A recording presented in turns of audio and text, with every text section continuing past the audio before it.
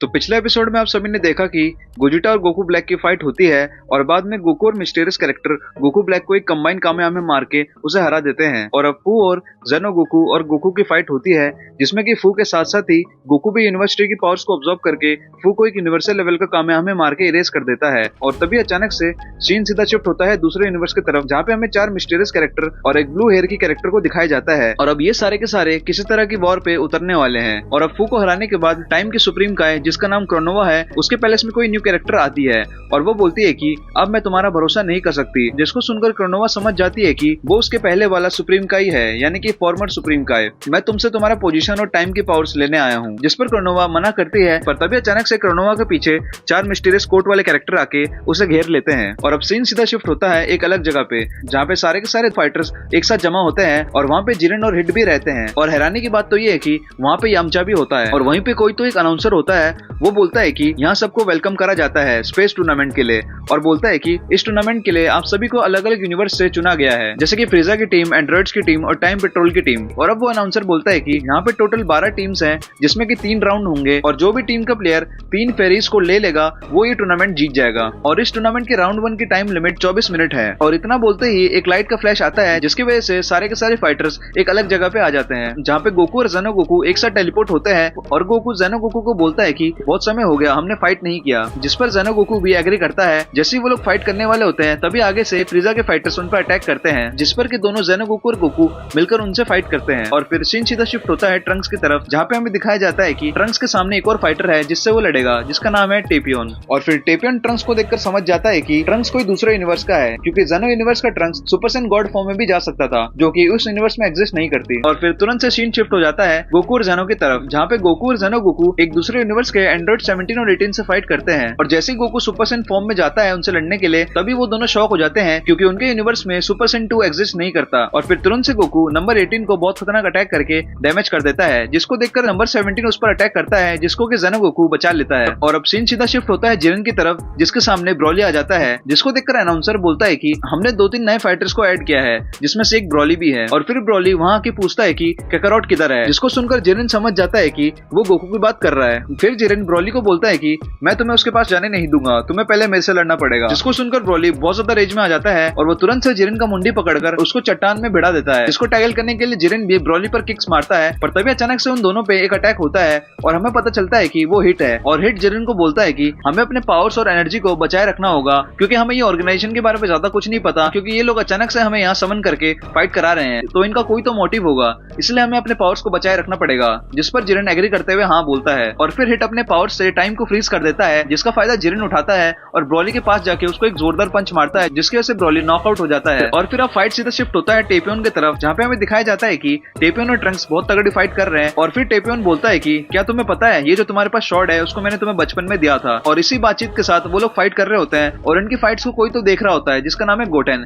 जो कि वहाँ पे चिल मार रहा होता है और दूर से सबकी फाइट्स को देख रहा होता है। पर तभी अचानक से एक मॉन्स्टर ट्रंक्स और टेपियोन पर अटैक कर देते हैं, जिनका की सामना दोनों मिलकर फाइट करते हैं। पर तभी अचानक से गोटेन को गलती से एक फेरी मिल जाती है, जिसको देखकर सीधा गोटेन अरीना के लॉबी में ट्रांसफर कर दिया जाता है और हमें हमारा पहला विनर मिल जाता है, जो कि है गोटेन। और दूसरी तरफ हमें दिखाया जाता है कि ट्रल्स और रेडिस का आमना सामना हो रहा है और फिर दोनों के दोनों लगभग एक ही पावर लेवल के होते हैं और फिर दोनों अपने मैक्स पावर में जाके एक दूसरे के साथ फाइट कर रहे होते हैं। और फिर दूसरी तरफ हमें दिखाया जाता है कि यामचा को कोई तो दौड़ा रहा है, जो कि है मेका फ्रीजा। और फिर अनाउंसर अनाउंस करता है कि टूर्नामेंट को खत्म होने के लिए सिर्फ 14 मिनट बचे हैं, सारे के सारे फाइटर्स जल्दी अपने टास्क को पूरा करो। और फिर अब सारे दुश्मनों से पीछा छुड़ाने के बाद जेनो गोकू और गोकू फाइनली फ्री हो जाते हैं और डिसाइड करते हैं कि दोनों के दोनों एक बढ़िया फॉर्म में ट्रांसफॉर्म होंगे और फाइट करेंगे। और फिर जेनो गोकू सुपर सैयन 4 में ट्रांसफॉर्म हो जाता है और गोकू अपने सुपर सैयन ब्लू में चले जाता है। और तभी अचानक से यामचा को भी एक फेरी मिल जाती है, जिसकी वजह से यामचा भी अरीना में ट्रांसफर कर दिया जाता है। और फिर तभी टूर्नामेंट की टाइम खत्म हो जाती है और फिर कुछ फाइटर्स को अरीना में ट्रांसफर कर दिया जाता है। और फिर अब गोकू जेनो गोकू से बोलता है कि चलो फिर किसी और दिन फाइट करेंगे, जिस पर जेनो गोकू भी हाँ करता है। और फिर सारे फाइटर्स नोटिस करते हैं कि कुछ फाइटर्स यहाँ से गायब हैं और तभी वहाँ पे अचानक 4 मिस्टीरियस ब्लैक कोट वाले कैरेक्टर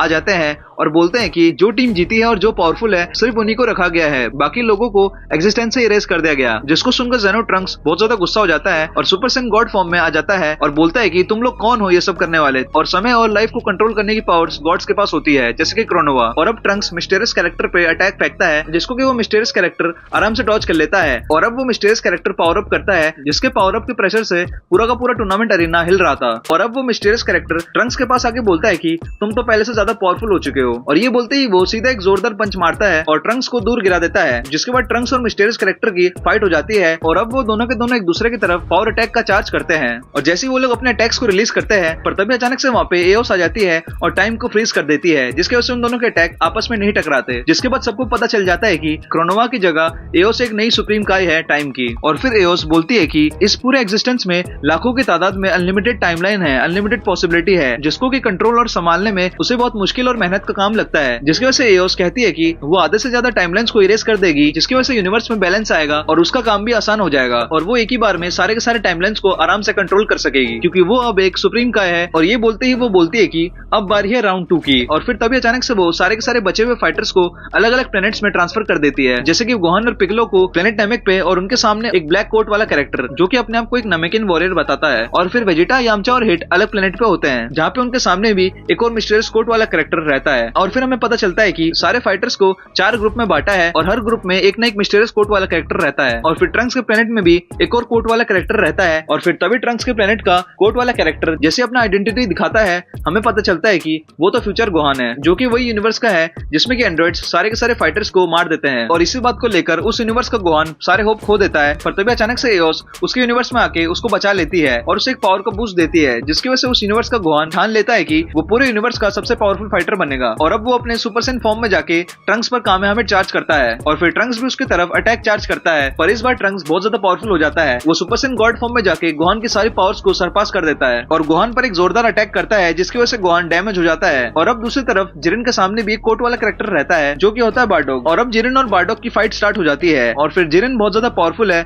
जिसके वजह से वो आराम से बारडॉग को अच्छा खासा डैमेज दे रहा होता है, जिस पर बारडॉग अपने सुपर सेन 2 फॉर्म में जाके जिरिन से फाइट करता है। और फिर दोनों में जबरदस्त फाइट होती है। जिरिन जो कि ज्यादातर शांत रहता है और बारडॉग जो कि उसको नहीं जानता, इसलिए इन दोनों की फाइट बहुत ज्यादा शांति से होती है, बिन कोई बातचीत करे, मतलब कि प्योर और रॉ फाइटिंग। और फिर अब गोकू जिरिन के पास आके बोलता है कि जिरिन तुम इसको मेरे पास छोड़ जाओ, क्योंकि ये एक सैयन है, जिस पर जिरिन एग्री करता है। और फिर अब गोकू और बारडॉग की फाइट होती है और फिर बारडॉग गोकू की पावर को सेंस करके सीधा सुपर सेन 3 फॉर्म में जाने की कोशिश करता है और वो तुरंत से ट्रांसफॉर्म भी हो जाता है, जिस पर हमें पता चलता है कि बारडॉग वही था जिसने कि गोकू को यूनिवर्सिटी में ड्रैगन बॉल की मदद से भेजा था और उसी में उसने तीसरा विश ये मांगा था कि उसको सुपर सेन 3 फॉर्म मिल जाए। और फिर ये देखकर गोकू भी अपने अल्ट्रा इंस्टिंक्ट फॉर्म में चले जाता है। और अब बारडॉग कैकारोट की पावर्स को देखकर बहुत ज्यादा प्राउड महसूस करता है और वो बोलता है कि तुमने बहुत ज्यादा प्रोग्रेस किया है कैकारोट। जिस पर गोकू पूछता है कि तुम हो कौन। फिर बारडॉग बोलता है कि मैं एक लोअर क्लास का सैयन हूँ, जिसको कि हमेशा लोगों ने नीचे दबाए रखा, इसलिए मैं सैयन्स में सबसे पावरफुल बनने के पाथ में निकला हूँ। और अब गोकू को अपने चाइल्डहुड की किसी तरह की मेमोरी नहीं पता होती, इसलिए गोकू नहीं समझ पाता कि बारडॉग कौन है।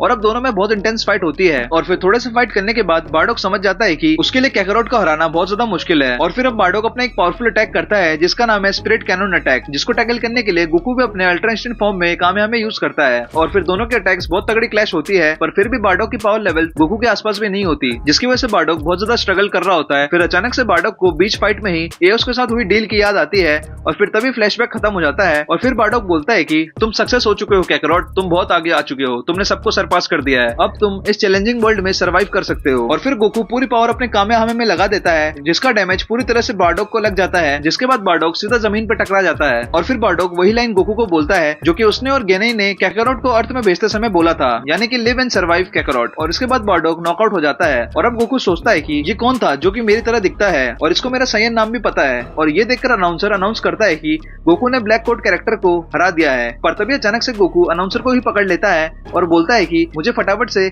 इवल एओस के पास भेजो। और फिर सीन सीधा शिफ्ट होता है अरीना के अंदर, जहाँ पे हमें दिखाया जाता है कि क्रोनोवा एओस से बोलते हैं कि अपने सारे टाइम्स की पावर्स मुझे दे दो और फटाफट से मेरे सुप्रीम काय की पोजीशन मुझे वापस करो। जिस पर एओस बोलती है कि आ जाओ फिर खुद ही ले लो। जिस पर क्रोनोवा बोलती है कि ये तुम गलत कर रहे हो, किसी भी इनोसेंट को अचानक हिस्ट्री पास्ट और प्रेजेंट से इरेज करना कुदरती नियमों के खिलाफ है। जिस पर एओस बोलती है कि ये लोग तो सिर्फ एक मॉडल्स है और जो तरीका मैं कर रही हूँ उससे हमारा ही फायदा होगा, जिसकी वजह से यूनिवर्स में एक बैलेंस रहेगा और रिसोर्सेज को सभी लोग आराम से यूज कर सकते हैं, जिसकी वजह से यूनिवर्स में इक्वालिटी भी बनी रहेगी। और फिर अब क्रोनोवा नहीं मानती और फिर दोनों के दोनों एक दूसरे पे टाइम पावर से अटैक करते हैं। पर एओस करेंटली बहुत ज्यादा पावरफुल होती है और वो क्रोनोवा पर जजमेंट ऑफ टाइम पावर्स के अटैक करने वाली होती है। पर तभी अचानक से अटैक के बीच में गोकू और अनाउंसर आ जाते हैं, जिसकी वजह से वो अटैक अनाउंसर पर लग जाती है और वो अनाउंसर एग्जिस्टेंस से इरेज हो जाता है। और अब एओस गोकू को देखकर गोकू पर अटैक करती है और फिर तुरंत से गोकू सेंस कर लेता है कि एओस गलत कर रही है, जिसकी वजह से गोकू सीधा एओस के पीछे आके उसके मूवमेंट को रोक देता है। और अब दोनों में पावर का क्लैश होता है, कौन फास्ट है, गोकू का अल्ट्रा इंस्टिंक्ट या फिर एओस का टाइम पावर। तो गाइस इसी के साथ ये वाली पार्ट को यहीं तक रखते हैं और अगर आप लोगों ने पार्ट 1, 2, 3, 4 नहीं देखा तो जाके देखो, हो, जिससे आपको स्टोरी में किसी तरह की कंफ्यूजन ना लगे। तो मैं मिलता हूँ आपको अगले पार्ट में, तब तक के लिए लाइक सब्सक्राइब शेयर कमेंट कर देना, और वॉइस ओवर अच्छा लगा हो तो